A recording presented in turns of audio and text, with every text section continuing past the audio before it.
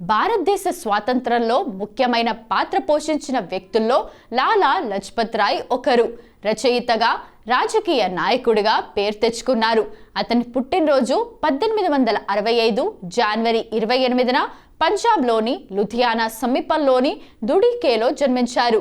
ఈసారి 161వ జయంతి జరుపుకుంటున్నారు. భారతదేశ స్వాతంత్రానికి రాయ్ చేసిన కృషి ఏమిటి? ఇక్కడ మీరు ఒక ఆసక్తికరమైన విషయాన్ని తెలుసుకోవచ్చు. లాలా లజపత్ రాయ్ పోరాట మార్గం. లాలా చదివిన Lala Lajpat Rai Punjab national bank, Lakshmi national bank యొక్క అనేక జాతీయవాద కార్యకలాపాల్లో పాల్గొన్నారు. ఆ వయస్సులో బ్రిటిష్ వారిపై అతని కోపం అతని పోరాటం ప్రారంభించేలా చేసింది. 1881లో అతను 16 సంవత్సరాల వయసులో భారత జాతీయ కాంగ్రెస్లో చేరాడు.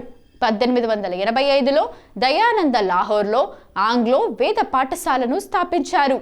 తర్వాత అతను స్వదేశీ వస్తువుల వినియోగాన్ని తీవ్రంగా సమర్థించాడు.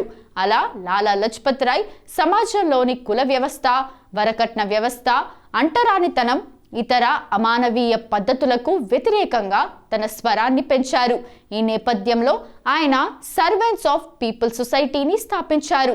ఎప్పుడూ ఏదో ఒక పనిలో నిమగ్నమై ఉండే రాయ్ లాహోర్లో సైమన్ కమిషన్కు వ్యతిరేకంగా జరిగిన నిరసనలో లాఠీ చార్జ్లో గాయపడ్డారు. రాయ్ తీవ్రంగా దాడి చేసి ఈ లోకాన్ని విడిచిపెట్టాడు. ఆయన మరణానంతరం బ్రిటిష్ పాలనపై దేశవ్యాప్తంగా ఆగ్రహావేశాలు వ్యక్తమయ్యాయి. లాలాజీ మరణానికి ప్రతీకారంగా 1928 డిసెంబర్ 17న గొప్ప విప్లవకారులు భగత్ సింగ్, సుఖ్దేవ్, రాజ్గురు బ్రిటిష్ పోలీస్ అధికారి సౌండర్స్ను కాల్చి చంపారు.